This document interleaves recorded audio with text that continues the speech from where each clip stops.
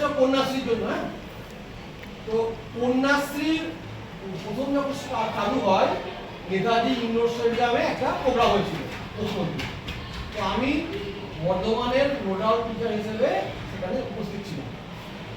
সেখানে মমতা ব্যানার্জি ছিলেন, আমাদের তখনকার যিনি অর্থমন্ত্রী তিনি ছিলেন।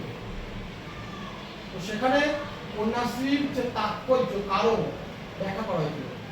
তো বলা হয়েছিল দেখা গেছে আমাদের যারা মেয়েরা আছে বিশেষ করে, এটা অস্বীকার করার উপায় নেই, 2025 সালে এসেও আমরা কিন্তু জেন্ডার বায়াস, বাড়িতে যদি একটা ছেলে একটা মেয়ে থাকে, ছেলেরা যে সুবিধা পায় মেয়েরা সেই সুবিধা পায় না, এখনো পায় না।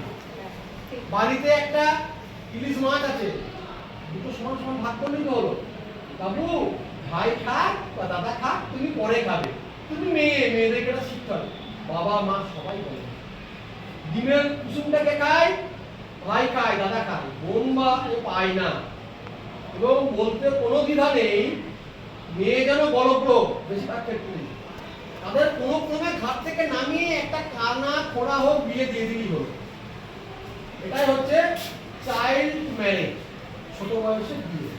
এর অনেক কুফল আছে, শারীরিক কুফল আছে। কম বয়সে যদি বিয়ে করো মেয়েদের বিভিন্ন রকম শারীরিক জটিলতা আসে এবং যেটাকে কিন্তু শেষ পর্যন্ত ওভারকাম করা যায় না।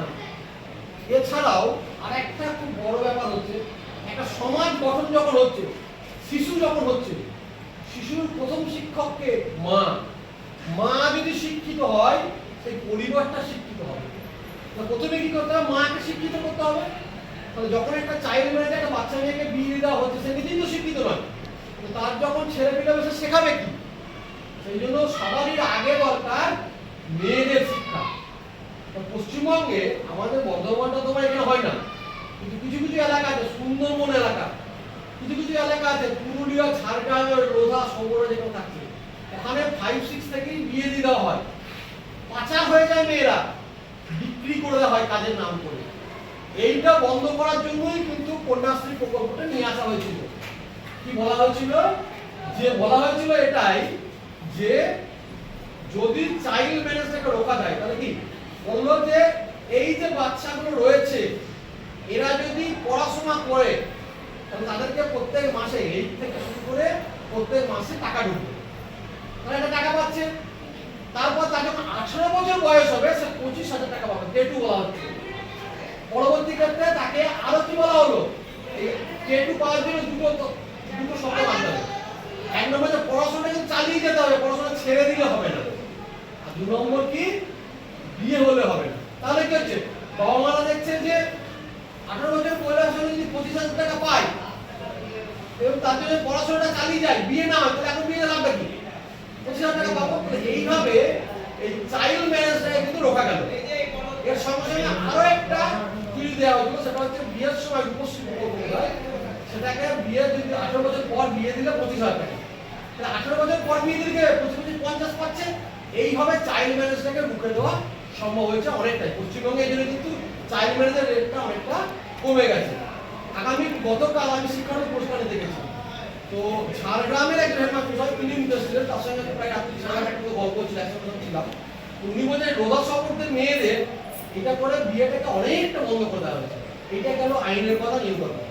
এইবার আমি এই স্কুলের হেডমাস্টার মশাই, আমি সবাইকে বলি 10:30 থেকে শুরু করে 4:30 পর্যন্ত সব ছেলে এবং মেয়ে, আমি বাবা আমি মা, তোমরা বড় হয়েছো, আমি সবাইকে বলছি, বাবা হিসেবে বলছি, হেডস্যার হিসেবে বলছি, দেখো আমরা তো সবাই সোশ্যাল মিডিয়া ইউজ করি, সোশ্যাল মিডিয়াতে অনেক রঙিন স্বপ্ন দেখানো হয়, তোমরা ছোট ছেলে জানো না, ভুল পথে পা একদমই বেরোবে না।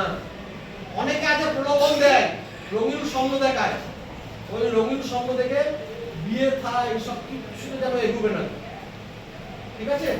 যদি এবং অনেক ক্ষেত্রে দেখা যায় বাবারাও বিয়ে দেওয়ার চেষ্টা করে, যদি হয় আমাকে বলবে ডাইরেক্ট, আমাদের যিনি ডিএম আছেন তাকে বলে এটা কিন্তু আমরা বন্ধ করব। চাইল্ড ম্যারেজ রুখতে হবে। আমাদের কন্যাশ্রী ক্লাব আছে, তোমরা সব মেম্বার, আমরা সবাই মিলে এটা কিন্তু রুখবই। এটাই কিন্তু আমাদের অঙ্গীকার। বলো চাইল্ড ম্যারেজ রুখবই, ঠিক আছে? এটা কিন্তু কথার কথা নয়, করতে হবে। আর যেটা একটা বলছিলাম টিএন সেশন একসময় মুখ্য নির্বাচন কমিশনার ছিলেন। তিনি একবার উড়িষ্যায় ইউনিভার্সিটির ছাত্রছাত্রীদের সঙ্গে দেখা করছিলেন। তখন টিএন সেশন কি করলো, 18 বছর বয়সে সবারই ভোটাধিকার প্রয়োগের অধিকার দিয়েছিল।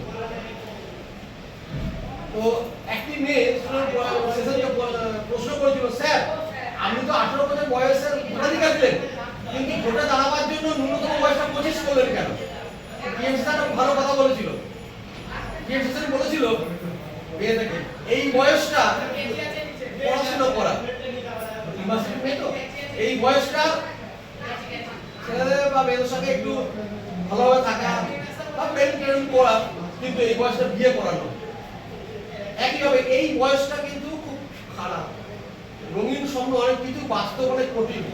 তোমাদেরকে বারবার বলবো, বাবা হিসেবে বলবো, ব্যবসায়ী হিসেবে বলবো, চাইল্ড ম্যারেজ একদম না। বড় হয়েছে, বড় হলে নিশ্চয়ই সংসার পা দিতে হবে, সেটা যখন বয়স হবে তখন।